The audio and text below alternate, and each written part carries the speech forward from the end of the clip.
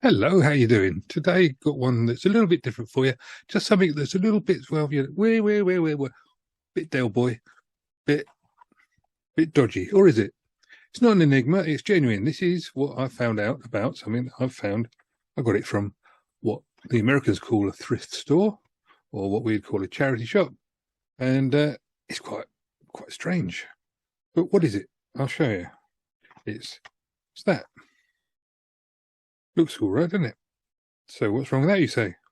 Then you look at the back and you think, oh. And if you look at it closely, you see that it's got writing on it, and there's things not quite right about it.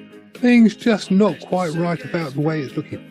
So let's have a look at it and see what's what. This is the European release, and it's looking quite cheerful. And then you look at this one and you think, hang on, it's similar but not the same. And actually, if you look at these graphics, if you look carefully, this looks just like the record cover. But you'll also notice this logo on here, Thomsun Original. This is Thomsun Electrics. They're from Dubai, and they sell all sorts of things like instruments and sound systems and things. So they're actually into hi-fi. And then look at that logo again. And as you keep on scrolling, so you see that they're into quite a lot of stuff actually. This is only the tip of the musical iceberg, so to speak. And there you go, that's the proper logo on the shop. And here we go, on to some other products, because this I also found, if you're into printing and that sort of thing, and it's a Thomsun. Do you want a truck? Here it is again, Thomsun. It's all part of the Thomsun group, and I don't think they're going to be putting out dodgy tapes. So let's have a look and see what we've actually got here. This is a rather nice Maxell. The reports I've seen say that they're very good tapes and the sound quality is good. Unfortunately, my one's got a bit of an issue, but we'll cover that in a second. They go to the expense of actually putting on catalogue numbers, and they print the stuff up nicely, but it's a little bit cheap. I'm going to play a couple of bits in a minute and you can see what I mean. The recording levels are quite high. You can see here on the Audacity trace, it's peaking at 0+. However, that's not necessarily a bad thing. It says it's a Dolby tape, so I use the noise reduction on the teac. This is what the silent patches look like. That's minus 86 dB. And don't forget, this is only a Type 1.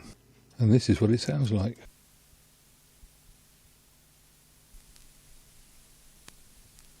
Next we have Phill Collins doing this thing.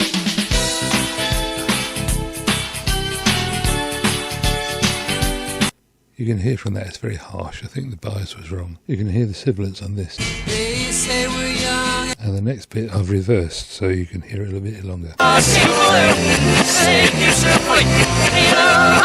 The frequency response goes amazingly high, and it appears to have been recorded from a vinyl record. Rounding it up, I'd say that these are a good bargain if you can get hold of them. If you've got one that's not been recorded in a bad way, it's going to sound pretty good, apparently, according to those I've seen on things like tape heads. But if you've got one that's a bit iffy, it doesn't really matter, because you've actually got yourself a good tape at the end of the day that you can use. They don't actually take out the record protect tab, so you can use it as a blank. Don't forget you can like, subscribe and leave comments, and here's the treat that I promised you.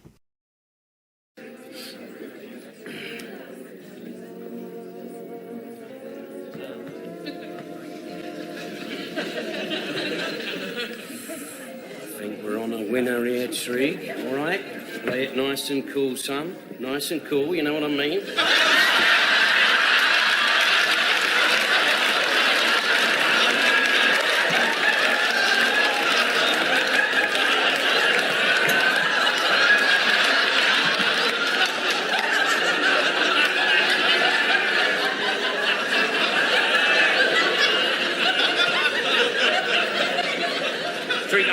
Drink up, we're leaving. Are you going to try for them birds? No, you're cramping my style, mate. You're cramping my style.